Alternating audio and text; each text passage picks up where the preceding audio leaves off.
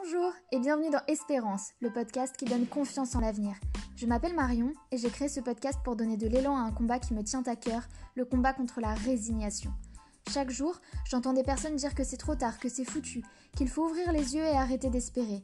Ces personnes parlent de leur santé ou de celle d'un proche, de l'environnement, de l'éducation et plus généralement de sujets de société.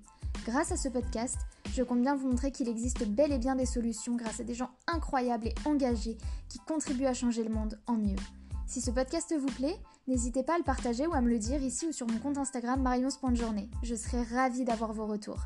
Vous pouvez aussi poster sous le hashtag MadeWithEspérance pour que je puisse vous lire et échanger avec vous. Et maintenant, place au sujet du jour.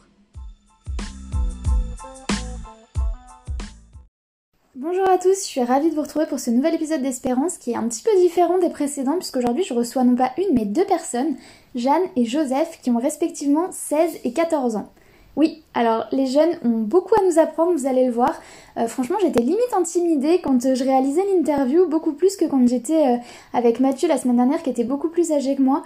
Parce que vous allez voir, ils ont énormément de choses à dire, ils les disent très bien. Et c'est vraiment des très beaux messages qu'ils font passer à travers le projet qu'ils sont en train de mener. Projet que vous connaissez sûrement puisqu'on en a énormément entendu parler depuis le début du confinement, qui s'appelle Une lettre, un sourire. Donc vous pouvez retrouver leur site internet unelettreensourire.org et également leurs différents réseaux sociaux sous le nom Une lettre, un sourire. Alors sans plus attendre, je vous laisse découvrir cet échange à trois pour le coup.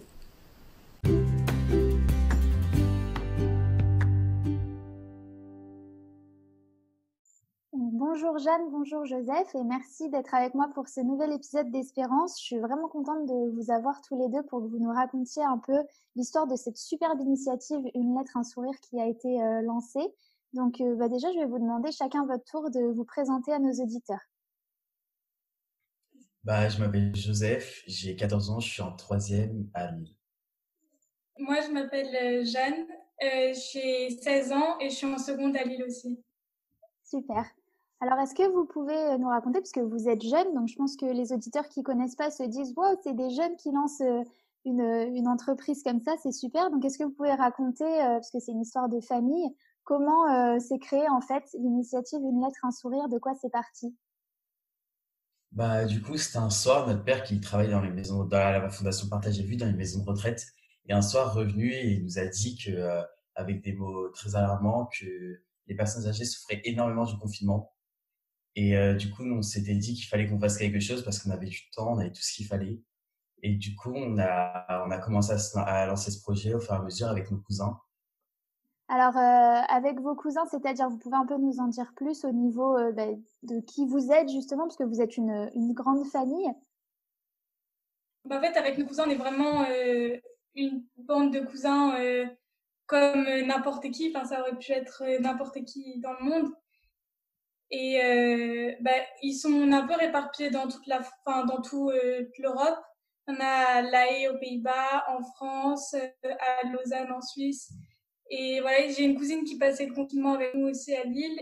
Donc on a commencé ensemble et puis au final on se contacte par téléphone, etc. Et en fait on s'harmonie bien ensemble. C'est en fait plus simple qu'on pensait par rapport à la communication entre eux. D'accord. Parce que vous êtes combien? Vous êtes 10, c'est ça? Mais Ouais. voilà. Ça fait quand même une grosse équipe, c'est bien. Alors, bon, du coup, on va parler du vif du sujet. Est-ce que vous pouvez nous expliquer une lettre, un sourire, qu'est-ce que c'est? Donc c'est très simple, en fait c'est un système qui consiste à envoyer des lettres, que n'importe qui puisse envoyer des lettres via notre site à une personne âgée, donc elle peut lui transmettre, beaucoup expriment leur joie d'écrire et leur joie de donner du bonheur à ces personnes qu'on oublie quand même souvent en général, enfin on pensait en tout cas parce que en fait en voyant les lettres on voit que en fait elles ne sont pas oubliées. On envoie une lettre, on peut joindre une photo avec de n'importe quoi, un animal de compagnie, nous, un paysage, etc. Et on envoie la lettre qui sera reçue par une personne âgée. Donc on choisit si c'est une femme ou un homme et elle pourra recevoir sa lettre dans sa chambre. Et un retour est possible. D'accord, Les personnes, une fois qu'elles reçoivent la lettre, elles peuvent envoyer une réponse à cette personne. super. Alors, ces personnes âgées, c'est des personnes qui sont quoi? À l'hôpital, en EHPAD? C'est des maisons de retraite. Donc on a actuellement à peu près 1100 maisons de retraite partenaires. Et voilà, c'est des personnes, des maisons de retraite. Et il y a quelques maisons avec des handicapés, mais peu. D'accord. Donc en fait, les personnes peuvent se rendre sur le site, donc une lettre, un sourire, pour écrire tout simplement avec leur ordinateur une lettre. Vous recevez du coup les transcriptions. Et ensuite, comment ça se passe? Vous envoyez sous forme postale, vous renvoyez par mail? Bah, en fait, du coup, on reçoit les lettres et d'abord on les trie, enfin, on les trie dans le sens où on les relit pour être sûr que ce serait poli, respectueux. Et ensuite, du coup, on les envoie par mail à l'EHPAD. L'EHPAD, du coup, reçoit les lettres, les imprime et les donne aux personnes âgées. Au début, on en envoyait par lettre papier, mais ensuite, enfin, on s'était dit que c'était pas hyper civique au niveau de la transmission du virus. Et du coup, on a commencé à envoyer par mail. Super. Ouais, au niveau de la transmission du virus, puis même au niveau environnement, c'est toujours bien aussi de limiter les émissions. Alors, comment ça se passe quand on arrive sur le site? Qu'est-ce qu'on peut raconter? Est-ce que, donc vous avez dit qu'on pouvait joindre une photo, une image. Voilà, qu'est-ce qu'on peut raconter? Quel est le but en fait? Parce que ces personnes, on les connaît pas, donc on peut peut-être avoir des petites peurs au départ d'écrire à des gens qu'on connaît pas. Qu'est-ce qu'on peut leur écrire? On écrit, mais vraiment tout ce qui nous passe par la tête. Ça peut être, on peut raconter sa journée, décrire un paysage. Voilà, là j'ai un extrait de lettre, si vous voulez, Carrément. donc, une personne qui dit: même si nous sommes séparés géographiquement et par l'âge et qu'on ne se connaît pas, j'éprouve beaucoup de plaisir à pouvoir vous exprimer cette solidarité d'une citoyenne en difficulté à une autre. Donc voilà, on peut écrire vraiment des messages d'amour. C'est vraiment très libre. C'est pas du tout, enfin, on écrit tout ce qu'on veut. Il n'y a pas de, il y a pas, Restriction. oui, il y a aucune restriction. C'est une lettre. Donc, voilà. Et après, la dame peut répondre. On a aussi des exemples de retour. Ouais. Si ça, Ouais, allez-y, partagez. Donc c'est une personne âgée qui répond: coucou chère Marie, vous m'obligez à me rappeler que moi aussi j'ai eu 15 ans avec une similitude de parcours au vôtre puisque ma jeunesse a connu des moments de confinement, soit dans des abris, soit dans des caves avec la peur des bombes au-dessus de nous. Mais je suis de votre avis pour dire que le soleil brillera toujours. À 15 ans, les soucis s'envolent. Croyez-en la sagesse des anciens qui comptent sur vous pour nous maintenir le moral. Waouh. Voilà. Ouais, C'est hyper fort, hein, parce que c'est des gens donc on ne connaît pas. Effectivement, c'est souvent des jeunes qui écrivent pour des personnes âgées, donc il y a une grosse différence d'âge. Et pour autant, les messages sont très sincères. Enfin, j'ai l'impression. Enfin, après, moi, j'avais envoyé ma propre lettre, mais bon, je vais pas me prendre moi comme exemple. Mais les messages sont très sincères et c'est vraiment de l'amour pur. Il n'y a pas de, ouais, c'est ça. Il n'y a pas de restriction. On se limite pas en fait à ce qu'on dit.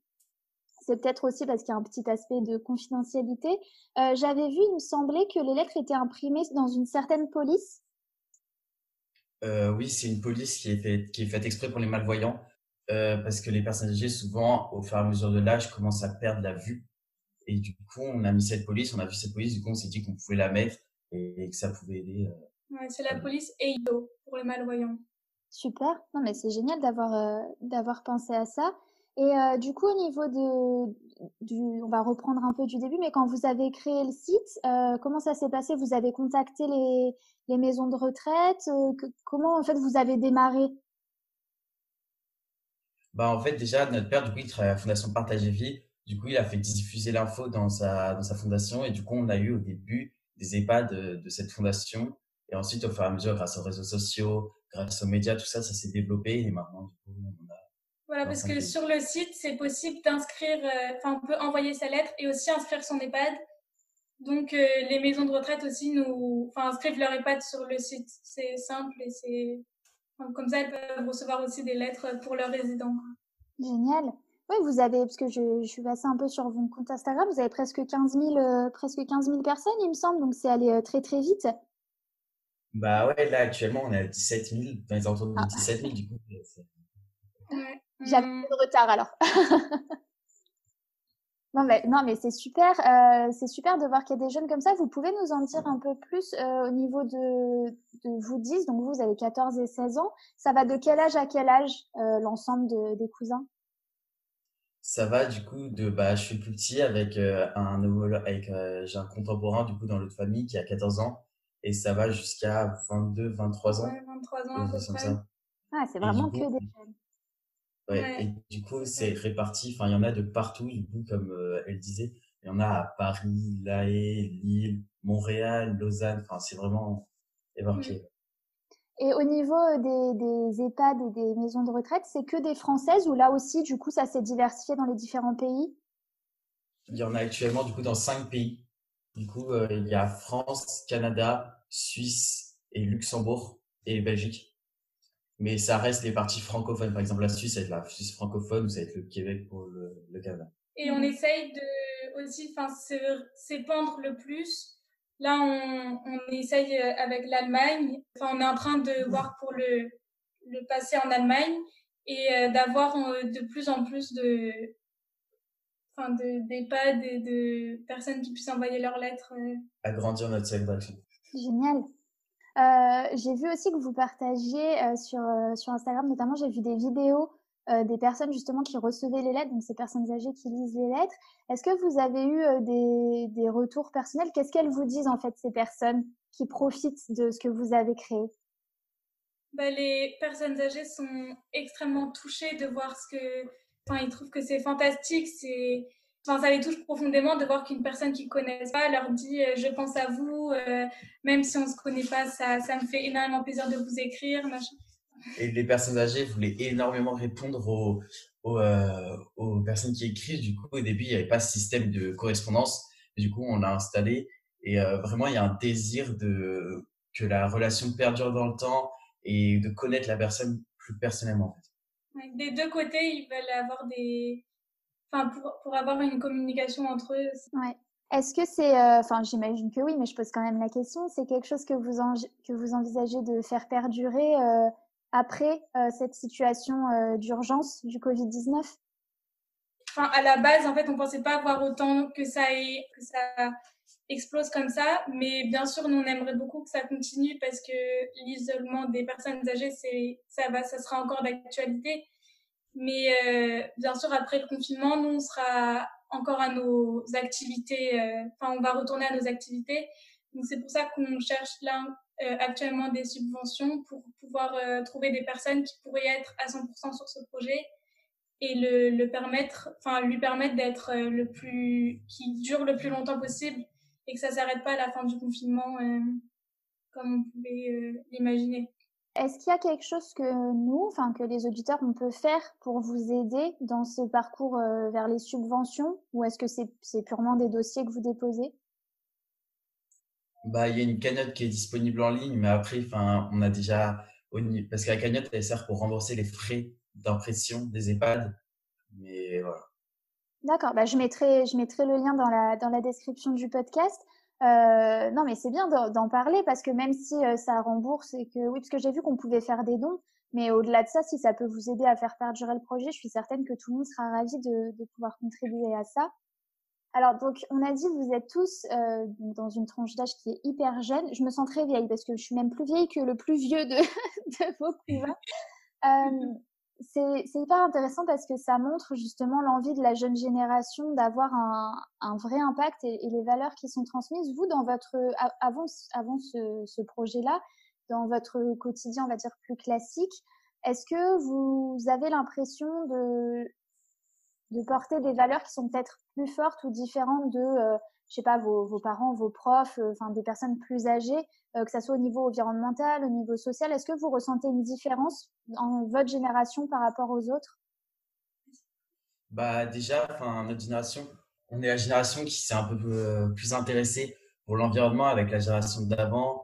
On reproche beaucoup à notre génération de penser qu'à soi, alors que on peut voir plein d'associations qui ressemblent à celles qu'on a fait, qui vraiment aident les personnes âgées. Et en fait, on est à la recherche de sens dans ce qu'on fait.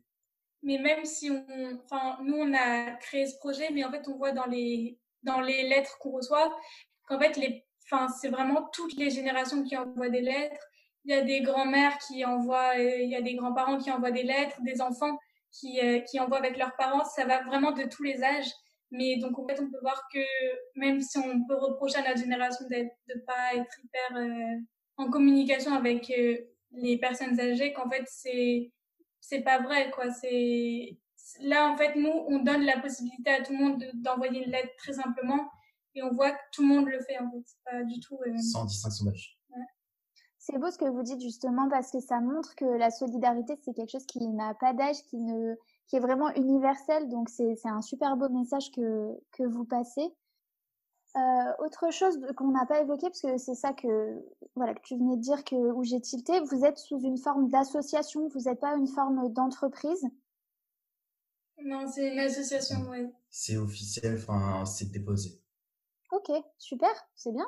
C'est bien d'avoir fait ce choix-là aussi. Ben, après, ça reste dans la logique, mais c'est bien justement d'avoir fait ce choix pour bien montrer l'intérêt, l'essence même du projet en fait.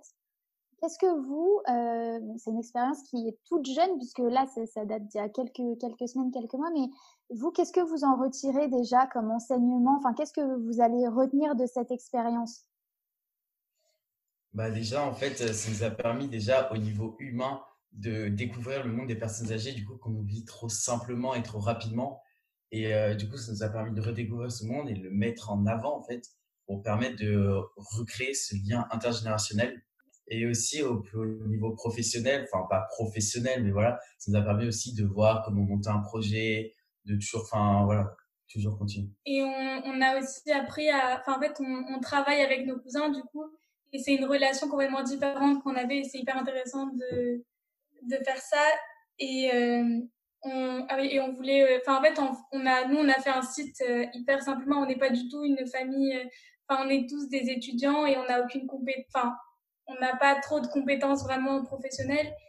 Et en fait, on peut voir que tout le monde est capable de faire ce qu'on a fait et ça, en fait, si on a envie, si on sent qu'on se sent capable, on peut très bien se lancer et ça répondre de l'amour comme ça, c'est super. C'est exactement ce sur quoi j'allais rebondir. Effectivement, vous êtes jeunes, vous êtes tous étudiants, vous n'avez pas forcément d'expérience et pour autant, vous avez réussi à monter quelque chose. Donc, c'est vrai que ça montre bien que quand on a envie de faire les choses, et ben, même si on pense qu'on n'a pas forcément les compétences, même si ça sera peut-être pas parfait tout de suite, parce que rien n'est jamais parfait, ben, rien que le fait de se lancer, ça peut très bien marcher à partir du moment où l'intention qu'on y met, elle est sincère et c'est la bonne. Donc, c'est un très, très beau message que vous passez. C'est quelque chose que j'essaye de faire passer aussi via ce podcast. C'est de montrer à tous les gens qui sont un peu dans le doute et qui se disent non, c'est pas pour moi et tout, que bah, finalement, il n'y a pas de barrière à avoir et que bah, voilà, il suffit de se lancer, de voir, de faire les ajustements au fur et à mesure. C'est ce que vous avez fait aussi. Vous avez eu une demande pour pouvoir faire des réponses, vous l'avez fait. Au début, c'était papier, après, c'est passé par mail. Donc voilà, c'est tous des ajustements qui se font. Et voilà, c'est vraiment un très, très beau, un très, très bel exemple. Oui, et puis même si ça marche pas, c'est pas si ça marche, bah c'est super et c'est merveilleux et puis si ça marche pas, bah tant pis. Après aussi, enfin, pour rebondir sur ce que vous avez dit, ça nous a aussi permis de découvrir différents traits de personnalité chez chacun ou même chez nous-mêmes qu'on s'attendait pas à voir. Et du coup, ça permet que chacun développe sa personnalité. C'est hyper intéressant ce que tu dis parce que effectivement, quand on travaille avec les gens, c'est pas du tout la même chose que quand on les côtoie de façon familiale ou amicale. Est-ce que ce projet, cette expérience, donc vous êtes encore jeune, bien surtout toi, mais peut-être que Jeanne, ça te parlera un peu plus. Est-ce que ça vous donne envie, ou en tout cas l'idée peut-être un jour d'entreprendre, vous, d'être entrepreneur, en fait, de vous lancer là-dedans, ou voilà, pour vous, c'est un passe-temps qui a du sens et de la valeur, mais ça reste quelque chose plutôt d'à côté. Franchement, je sais pas, mais ça nous permet en tout cas, d'avoir une plus grande visibilité qu'avant, en tout cas. Et est-ce que plus tard on deviendra entrepreneur comme ça? J'en sais rien. Je sais pas du tout, mais ça, on voit ce que c'est. Enfin, je sais pas comment dire, mais Ça nous permet d'en tirer des leçons. ouais. Enfin, même dans la vie de tous les jours, pas se précipiter, enfin, toutes des choses comme ça qui peuvent pas être banales, mais ça nous aide aussi. Et après, enfin, c'est hyper excitant de monter un projet comme ça. Au début, on attend tout ça au fur et à mesure. Là, nous, on a eu la chance, ça a pris énormément d'ampleur. Du coup, enfin, c'est hyper excitant de monter un projet comme ça. Top. C'est vraiment une chance aussi, enfin moi je trouve, hein, de mon point de vue de maintenant quelqu'un de plus âgé, mais d'avoir connu cette expérience en étant jeune. C'est vrai que l'entrepreneuriat c'est quelque chose qui peut être très très opaque, c'est un truc qu'on ne sait pas trop ce que c'est. Là, vous avez mis les pieds dedans, donc il y aura aussi, je pense, moins de barrières si un jour vous voulez monter un projet, mais même si dans une société, vous êtes salarié et vous devez monter un projet, il y aura peut-être moins de barrières justement parce que vous avez déjà fait ça et vous voyez que voilà, c'est possible finalement. Donc c'est super, super intéressant. Après, ce que vous avez dit à un moment, je vais rebondir dessus, mais vous avez dit que vous aviez vu que vous n'étiez pas les seuls à faire ça, qu'en fait, il y avait plein de gens qui montaient des projets. Est-ce que ça aussi, c'est quelque chose que vous avez un peu découvert au cours de cette expérience, qu'en fait, il y avait plein de petites choses qui se montaient et qui existaient? Bah, bien sûr, enfin oui, on a découvert des choses qu'on voyait pas forcément parce qu'on était un peu de l'autre côté de la scène. Enfin, du coup, on a découvert des associations, tout ça, qu'on voit pas forcément, mais qui font énormément de choses, de rentrer en contact avec elles, enfin, de voir un peu enfin, de créer un lien comme ça avec des entreprises qu'on voit pas forcément, mais qui sont énormément présentes. Super. Ben, c'est top. On va arriver à la fin du podcast. Est-ce qu'il y a un point sur lequel vous souhaiteriez revenir, qu'on n'a peut-être pas développé sur le projet, ou alors même une réflexion que vous avez envie de partager par rapport à ça? En fait, on peut quand même terminer en disant que tout le monde peut écrire une lettre, tout le monde peut envoyer un peu d'amour à quelqu'un, même s'ils se connaissent pas. Ça fait plaisir aux deux personnes d'écrire une lettre et d'en recevoir une. Et c'est tellement simple de transmettre de l'amour que Bah, on est une génération qui écrit plus énormément de lettres, enfin, tout passe principalement par message, par mail, enfin, tout ça. Et du coup, de voir qu'il y a un tel engouement populaire sur ces lettres, ça nous a surpris même de voir que les gens prenaient énormément de plaisir à écrire ces lettres. Même on a reçu des messages, tout ça, nous disant que les gens ont adoré ces moments, quoi. Et il y en a qui en écrivent plein, toutes les semaines. Enfin, c'est un truc de mal. Bah, super. Bah, écoutez, merci beaucoup d'avoir pris ce temps-là pour répondre à mes questions et puis pour partager ça. Je suis vraiment trop contente de pouvoir proposer, de pouvoir faire écouter cette interview aux auditeurs. Je trouve que en plus le fait que vous soyez voilà aussi jeune, parce que j'ai l'habitude d'interviewer des jeunes, mais des jeunes comme moi. Donc le fait que vous soyez aussi jeune, c'est voilà, ça donne encore plus d'espoir parce que le nom du podcast c'est Espérance. Et voilà, merci beaucoup d'avoir été là pour cette interview. mais avec Merci à plaisir. vous. Ouais, merci à vous.